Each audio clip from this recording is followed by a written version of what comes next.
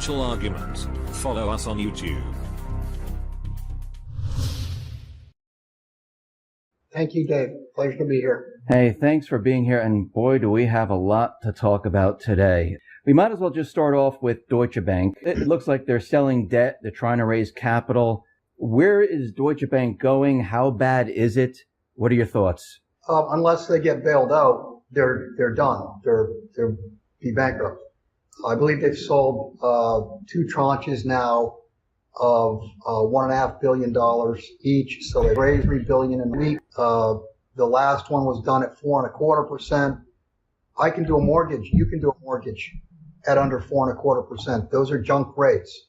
That shows you they're not a good credit, and the market believes them not to be a good credit.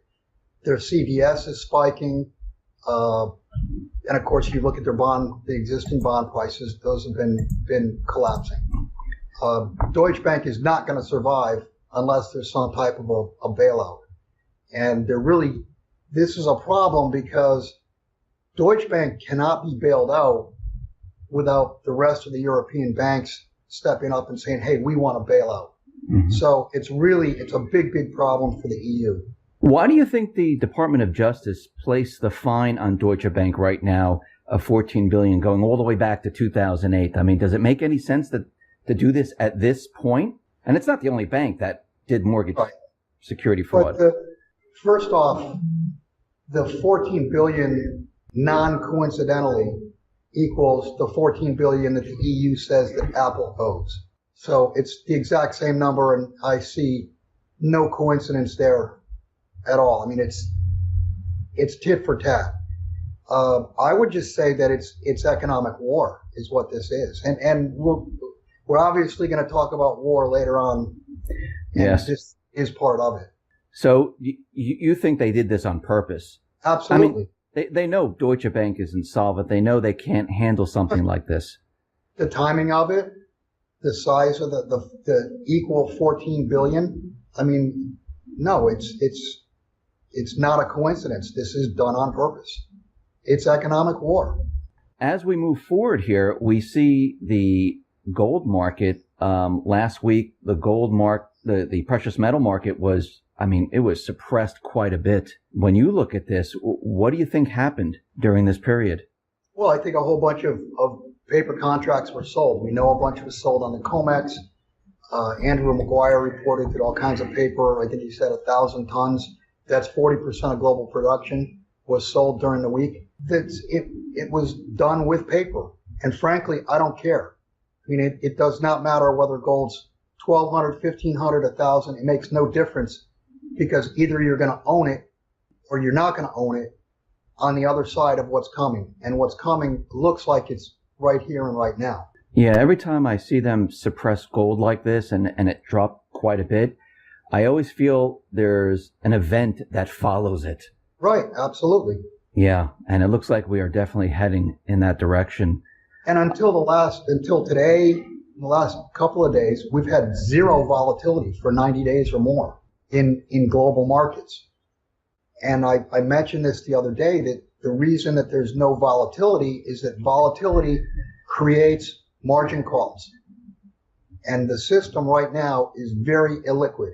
There's very little free cash. In other words, any margin calls that are issued, the money's not there to meet it.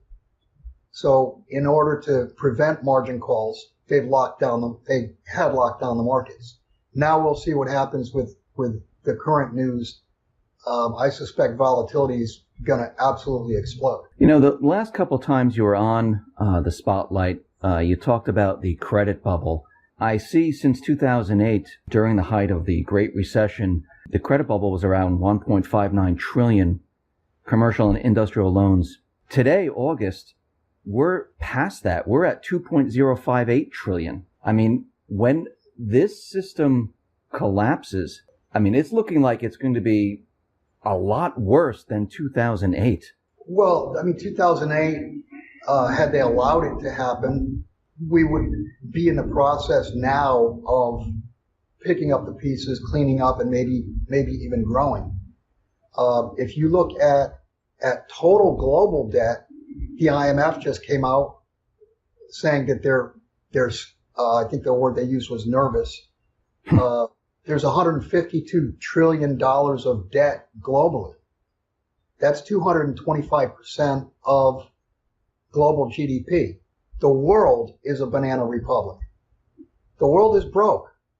I mean, it's completely mathematically over. There's no way the debt can be paid back. But please understand that 152 trillion that is debt is also what the other party considers an asset. So when the debt doesn't get paid and the debt defaults, well, that 152 trillion, where does that go? Maybe to 15 trillion? I don't know. I don't know how far it'll be marked down.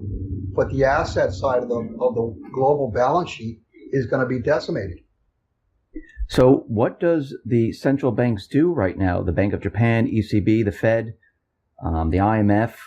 What do they all do right now with all of this debt? Where can they go? They have nowhere to go. The only possible thing they can do is just print, and that will destroy the underlying currencies themselves. The answer, unfortunately, is war, and that's what's happening right now. We are the strike of a match away from global war. So, I mean, you mentioned war. We might as well start talking about war, what's happening here.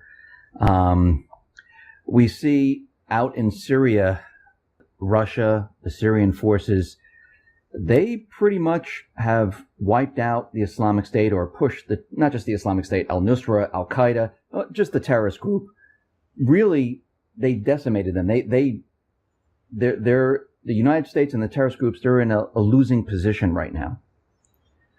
What is the United States government going to do? Do you realize what you just said? You just said the terrorist groups and the United States. Yes. Oh, no, I think it's all one and the same. I agree, but I just want to point out that is basically the case. So what do they do? I mean, they don't want to have talks anymore. They don't want to talk ceasefire. What are their options? What are their options right now? I don't think, in my opinion, I don't think the U.S. really wants options. I believe that the U.S. wants war. And I said this probably a year ago or more, that the final chapter or the final act would be a war to cover the misdeeds, to cover the fraud. The only way that the Federal Reserve can say our policies were working. They would have worked if it was not for the war, if it wasn't for the table being kicked over. And that's what we're in the process of doing right now, is kicking the table over. So what signs do you see that we're approaching war? I mean, when you're looking at everything around the world, what do you see that tells you, oh, yes, we're heading towards war? Well, Dave, just this morning, I just pulled up a short list. Well, obviously, let me give you the answer, and then we'll talk about that. The answer is truth is starting to come out. Mm-hmm. That's why the U.S. wants war, because the truth is starting to come out. We're getting these WikiLeaks drops day after day after day. Just this morning, the Philippines, Duterte, is ordering the U.S. out of the Philippines after 60 years. The Royal Air Force has told their pilots to shoot down Russian fighters over Syria. And oddly enough, even I talked to someone this morning about it, and they're like, CBS, really? CBS apparently has come out with a list of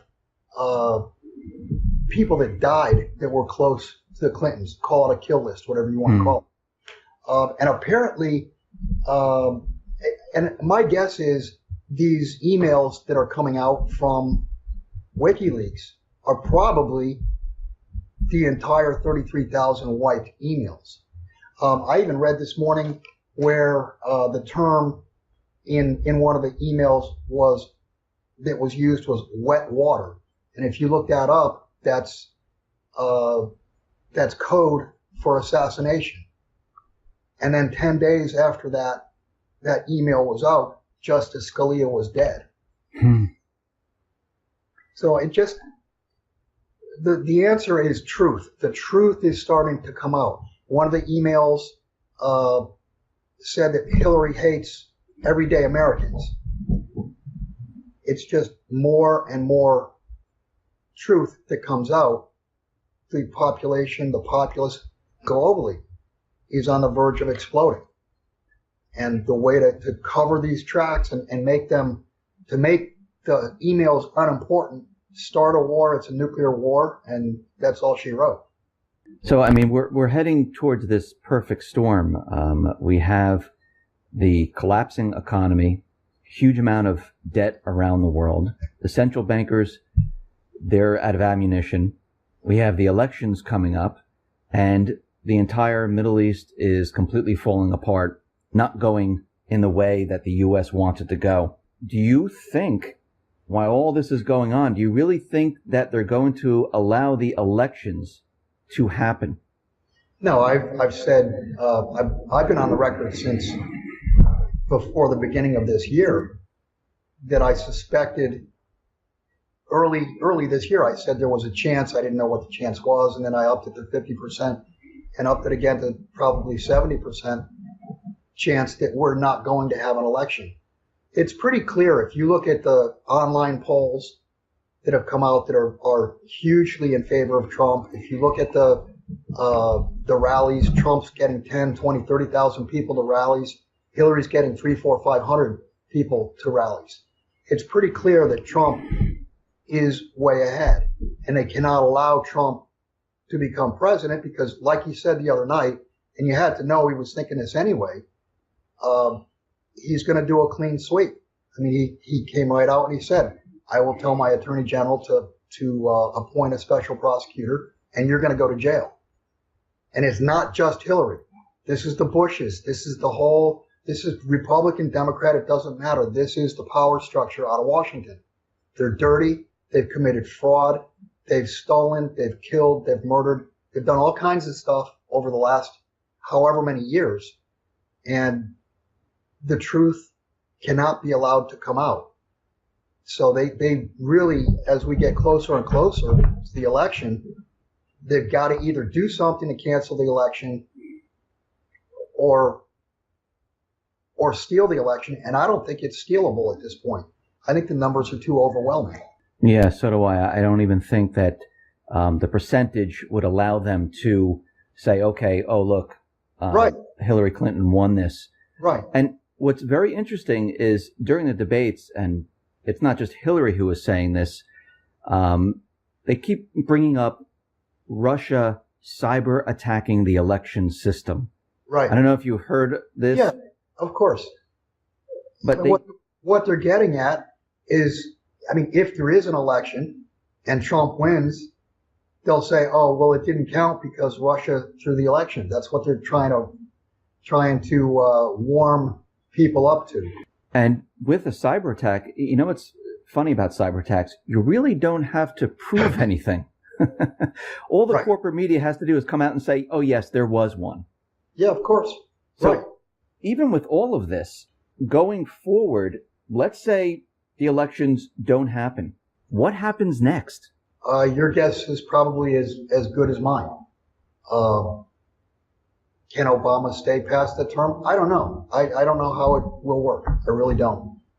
I'm pretty sure martial law will be in effect because you're going to have a lot of really pissed off Americans. I agree with that. I think martial law will be in effect. And if I remember correctly, I think NATO and the United States, didn't they pass a resolution that any cyber attack is an act of war? Right.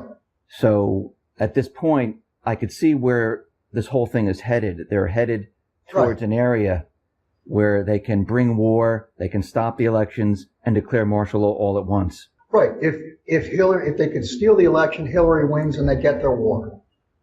If Trump were to win, they say that there was a cyber attack and there's your war. Or we have war before the elections. But it's clear, it's coming. I mean, just look at everything that's been lined up. U.S. has put missiles in Poland and Romania, right on the Russian border. The Russians have brought in their S-300, S-400s into Syria. and I can't remember the exact quote, but a high official from Russia came out and said, if the U.S. wants war, they're going to have war everywhere. That means on many fronts, and we're a weakened military. Yes. I think it's more important to the elites to cover their tracks than to care about humanity. It's all about covering the dirty deeds. Now, many people think that if we have war, that the economies around the world, they're going to just do fine during this period. No, that's ridiculous. I mean, you're looking at a financial system that will be in total ruin. Everyone who owes anything isn't going to pay, and everybody who believes they own something, their assets will be worthless. Like we just talked about, that 152 trillion worth of debt. For everyone who owes, there's somebody who owns. So if the debtors aren't paying, then the creditors aren't getting paid, and their asset shrinks or outright goes away. And I mean, we're talking about the financial aspect of it. Let's talk about the humanity aspect of it. You're talking about, hundreds of millions of people probably killed because we are not going to have it's not going to look like Vietnam. It's not going to look like any wars we've had in the past. This is going to be an exchange of nuclear weapons. And if you survive, you're going to be dying a slow death, basically, in a world where your life is completely unrecognizable and up to this point unimaginable. I mean, you're saying that this war, as we know, we're much more advanced today with weaponry. During World War II, the war wasn't really fought on American soil. Right. This time, we've never had since the Civil War, since the Revolutionary War, because the Civil War was internal. What was it, the War of 1812 or whatever? We've never had a war on our soil, ever. And that's going to happen this time. So we're not going to be separate and apart. No. Like we were in World War II, where, everything's fine here in America. It's happening someplace else. And we just read about it or hear about it. Everything wasn't fine during World War II in America because there was rationing. You had the entire nation geared up to manufacture weaponry. This time around, bombs will be dropping here. So for the first time, literally ever, the U.S. is going to find out what it's like to go to war and have that war partially on our own turf. During the last war, we had manufacturing here in the United States. Right. Today, gone. We really don't. Right, it's gone. The manufacturing is gone.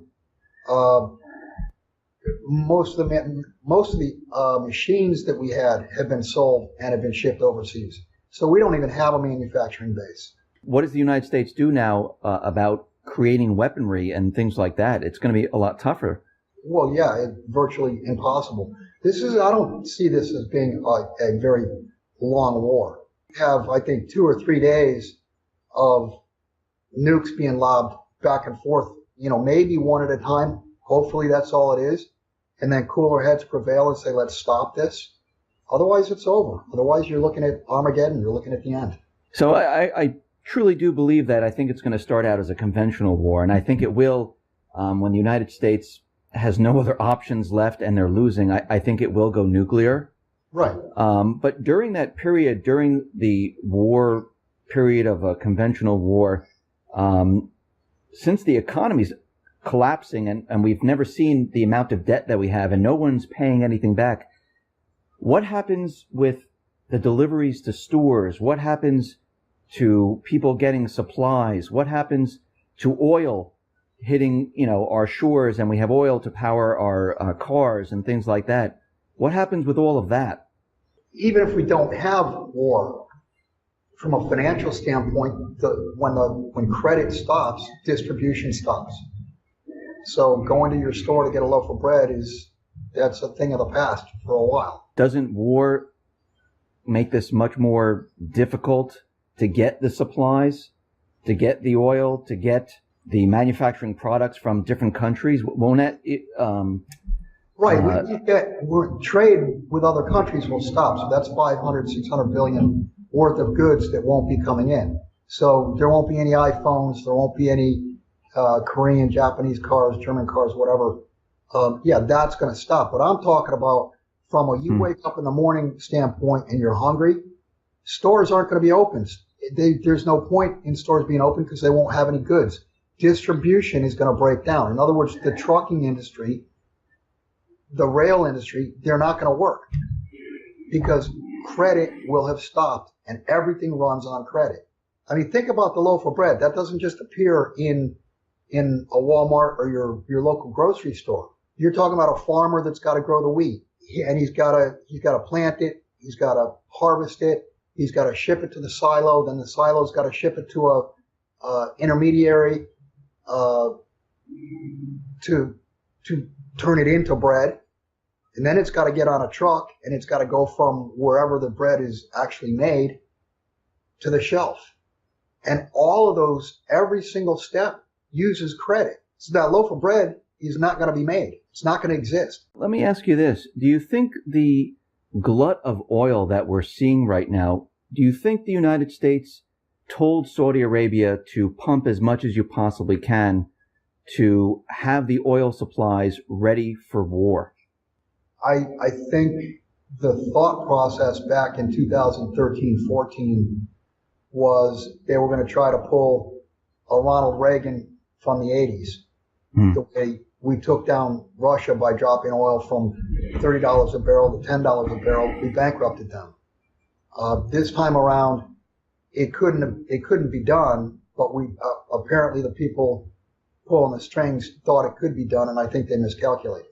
They just kept the oil prices low and continually tried. One other thing you're mentioning the Saudis. Don't forget that the Congress just overrode Obama's veto, which I can't believe he vetoed it because it was unanimous in both houses, the Saudi bill, where citizens of people that were survivors of 9/11, the families of 9/11 victims, are going to be allowed to, and the first lawsuit's already out there, are going to be allowed to sue Saudi Arabia.